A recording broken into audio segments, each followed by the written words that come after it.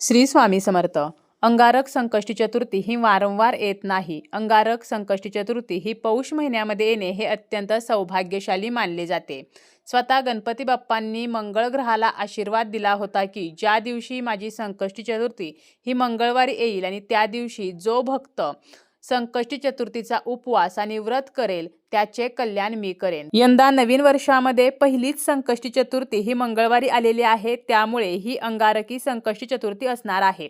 या दिवशी जरी उपवास करणे शक्य झाले नाही तरी सुद्धा प्रत्येक आईने आपल्या मुलांसाठी हिरव्या मुगाचा अत्यंत जबरदस्त असा उपाय करायचा आहे, ज्यामुळे मुलांची प्रगती होईल आणि मुलांच्या सर्व अडचणी नष्ट होतील. या दिवशी पृथ्वीवरील गणेश तत्व हे नेहमीपेक्षा सहस्रपटीने जास्त असते. गणपतीची स्पंदने आणि पृथ्वीवरील चतुर्थीची स्पंदने एकमेकांना अनुकूल असतात आणि म्हणून या दिवशी केलेल्या उपायांचा लाभ जो आहे तर तो आपल्याला जास्त प्रमाणामध्ये होत असतो. तर हिरव्या मुगाचे आपण काही उपाय जे आहेत तर ते या दिवशी करायचे आहेत. खास करून आपल्याला आपल्या मुलांसाठी हे उपाय जे आहेत तर ते करायचे आहेत. या दिवशी गणेश मंदिरामध्ये जर आपण हिरव्या मुगाचे दान केले, म्हणजे आपण पाव किलो तर असे हिरवे मूग जे आहेत तर ते एका व्यक्तीला किंवा 5 व्यक्तीला 11 व्यक्तींना दान करू शकतो. यामुळे सुद्धा बाप्पा प्रसन्न होतात आणि आपल्या इच्छा पूर्ण करत असतात. आता खास असा 108 हिरव्या मुगांचा उपाय जो आहे तर तो आपण पाहणार आहोत. आता हा उपाय जो आहे तर तो कोणी करायचा आहे, तर आईने किंवा वडिलांनी किंवा मुले स्वतःसुद्धा हा उपाय जो आहे तर तो करत असतात. आता बघा, हिरव्या मुगाचाच उपाय का करायचा, तर हिरवे मूग जे आहेत तर ते बुध ग्रहाचे प्रतिनिधित्व करतात आणि बुधाच्या प्रभावाने मुलांना अलौकिक बुद्धिमत्ता, आकर्षक व्यक्तिमत्व प्राप्त होत असते. त्यामुळे आपल्या मुलांची स्मरणशक्ती सुधारण्यासाठी किंवा लहान मुले जी आहेत तर ती सतत किरकिर करतात, सतत चिडचिडेपणा करतात, हट्टीपणा करतात, तर अशा वेळेला सुद्धा आपण हा उपाय करू शकतो. जी मुले शाळेमध्ये जातात तर त्यांना हवी तशी मार्क्स मिळत नाहीत, त्यांची स्मरणशक्ती कमजोर झालेली आहे, खूप अभ्यास करतात परंतु परीक्षेमध्ये त्यांना वाचलेले काहीही आठवत नाही. त्यांना मनासारखी मार्क्स मिळावीत, तसेच त्यांच्या जीवनामध्ये ज्या काही अडचणी आहेत, संकटे आहेत तर ती दूर व्हावीत, नजरदोष नष्ट व्हावा, तरीसुद्धा हा उपाय जो आहे तर तो अतिशय प्रभावी आहे. तसेच जी मुले नोकरी शोधत आहेत परंतु मनासारखी नोकरी मिळत नाही किंवा नोकरी आहे परंतु नोकरीमध्ये प्रमोशन मिळत नाही, तर यासाठी सुद्धा हा उपाय जो आहे तर तो आपण करू शकतो. आपली मुले सतत आजारी पडत असतील तरीसुद्धा हा उपाय केल्याने गणपती बाप्पांच्या कृपेने आपल्या मुलांच्या समस्या ज्या आहेत तर त्या नष्ट होत असतात. आता या दिवशी सकाळी लवकर उठायचं आहे, स्नान आटोपायचं आहे, यानंतर गणपती बाप्पांची विधिवत पूजा करून घ्यायची आहे. आपल्याकडे फोटो असेल तर फोटोची पूजा करायची, मूर्ती असेल तर त्या मूर्तीला आपल्याला पंचामृताने स्नान घालायचं आहे आणि हा अभिषेक करताना ओम गण गणपते नमः, ओम गण गणपते नमः असं म्हणत आपल्याला अभिषेक घालायचा आहे. यानंतर गणपती बाप्पांची मूर्ती कोरडी करून जागेवरती ठेवायची आहे. त्याला हळदी कुंकू, अक्षता, फूल अर्पण करायचं आहे, जास्वंदीची फुले अर्पण करायची आहेत. त्यानंतर दुर्वा अर्पण करायचे आहेत, कारण दुर्वा आणि जास्वंदीचं फूल हे गणपती बाप्पांना अतिशय प्रिय आहे. नैवेद्य म्हणून गुळ खोबरे ठेवायचं आहे आणि बाप्पांची आपल्याला आरती जी आहे तर ती सुद्धा करायची आहे.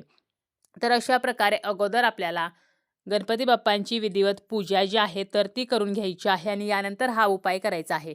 पूजा करून लगेच आपण हा उपाय केला तरी चालेल किंवा दिवसभरामध्ये अगदी रात्री झोपण्या अगोदर सुद्धा आपण हा उपाय जो आहे तर तो करू शकतो. आता बघा, हा उपाय करण्यासाठी आपल्याला हिरव्या रंगाचं कापड घ्यायचं आहे आणि 108 हिरव्या मुगाचे दाणे घ्यायचे आहेत. एका मुलासाठी उपाय करू शकता, 2, 3 कितीही मुले असतील तर सर्वांसाठी आपण हा उपाय करू शकतो. एक मूल असेल तर फक्त 108 मुगाचे दाणे आणि एक हिरव्या कापडाचा तुकडा घ्यायचा. 2 मुले असतील तर 2 कापड घ्यायची आणि 108 असे आपल्याला सेपरेट मुगाचे दाणे जे आहेत तर ते घ्यायचे आहेत. अख्खेच मूग आपल्याला घ्यायचे आहेत. तुटलेले, फुटलेले, किडलेले मूग घ्यायचे नाहीत. मुगाची डाळ जी आहे तर ती उपायासाठी चालणार नाही. तर हिरवे अखंड असे आपल्याला 108 मुगाचे दाणे जे आहेत तर ते घ्यायचे आहेत.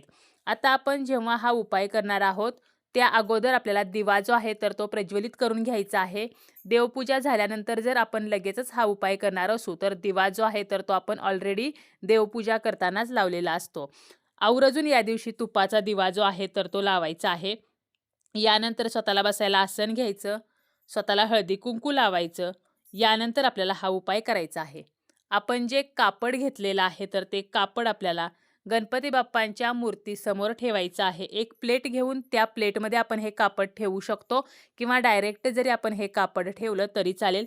गणपती बाप्पांसमोर हे कापड आपल्याला ठेवायचं आहे. त्यानंतर एका छोट्या डिशमध्ये किंवा वाटीमध्ये आपल्याला 108 मुगाचे दाणे जे आहेत तर ते घ्यायचे आहेत.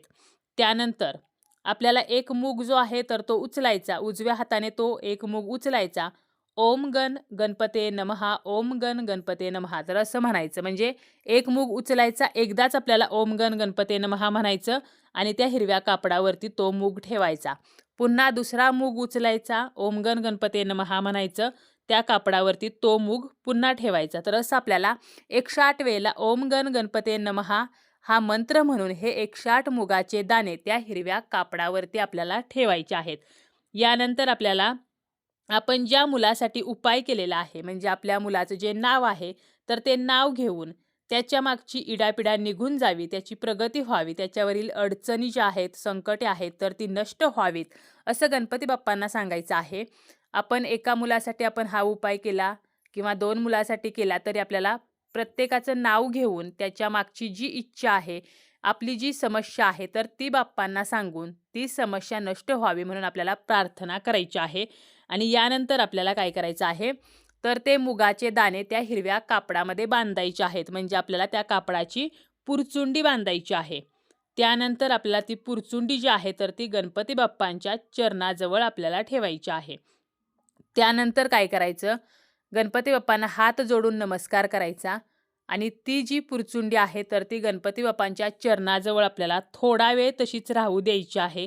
एक अर्धा तास झाल्यानंतर आपल्याला काय करायचं तर ती पुरचुंडी उचलायची आणि आपल्या मुलाच्या उशीखाली ठेवायची आहे. किंवा आता मूल जे आहे तर ते बाहेरगावी राहत असेल तर मग त्या मुलाची जी वस्तू आपल्या घरामध्ये असेल, फक्त ती वस्तू चामड्याची नसावी, तर त्या वस्तूजवळ किंवा मुलाचा टेबल असेल तर त्या टेबलमध्ये आपल्याला ही पुरचुंडी जी आहे तर ती ठेवायची आहे. आणि दुसऱ्या दिवशी काय करायचं तर दुसऱ्या दिवशी आपल्याला सकाळी उठायचं आहे, स्नान करायचं आहे, स्वच्छ वस्त्र परिधान करायचं आहे आणि त्यानंतर आपली देवपूजा वगैरे आटोपून ही पुरचुंडी जी आहे तर ती आपल्याला घ्यायची आहे आणि आपल्याला जवळच्या गणेश मंदिरामध्ये जायचं आहे. त्याचप्रमाणे बाप्पांसाठी आपल्याला दुर्वा, जास्वंदीचे फूल आणि गुळ खोबरेसुद्धा घेऊन जायचं आहे. गणेश मंदिरामध्ये गेल्यानंतर आपल्याला बाप्पांना हळदी कुंकू व्हायचं आहे, दुर्वा, जास्वंदीचं फूल अर्पण करायचं आहे, गुळ खोबरे जे आहे तर ते नैवेद्य म्हणून ठेवायचं आहे. आणि यानंतर आपण जी पोटली आपल्यासोबत आणलेली आहे तर ही पोटली जी आहे तर ती गणपती बाप्पांच्या चरणाजवळ आपल्याला मंदिरामध्ये ठेवायची आहे. आणि पुन्हा एकदा प्रार्थना करायची आहे की माझ्या मुलाच्या आयुष्यामध्ये अमुक अशी समस्या आहे आणि ती समस्या तुमच्या कृपेने नष्ट होऊ द्या. तर अशा प्रकारे अतिशय साधा सोपा असा हा उपाय आहे. तर हा उपाय आपल्याला करायचा आहे, पूर्ण श्रद्धेने हा उपाय करायचा आहे. आता हा उपाय करायला आपल्याला तेवढा वेळ नसेल तर 21 मुगाचा आपल्याला उपाय करायचा आहे. काय करायचं आहे, 21 मुगाचे दाणे घ्यायचे आहेत आणि प्रत्येक मूग हा ओम गण गणपते नमः असं म्हणत गणपती बाप्पांना अर्पण करायचं आहे. आता घरीच आपण हा उपाय केला तर मग ह्या मुगाचं पुन्हा काय करायचं तर ते 21 मूग जे आहेत तर ते आपण आमटीमध्ये किंवा भातामध्ये टाकायचे आहेत आणि तो भात किंवा ती आमटी जी आहे तर ती आपण खायची आहे.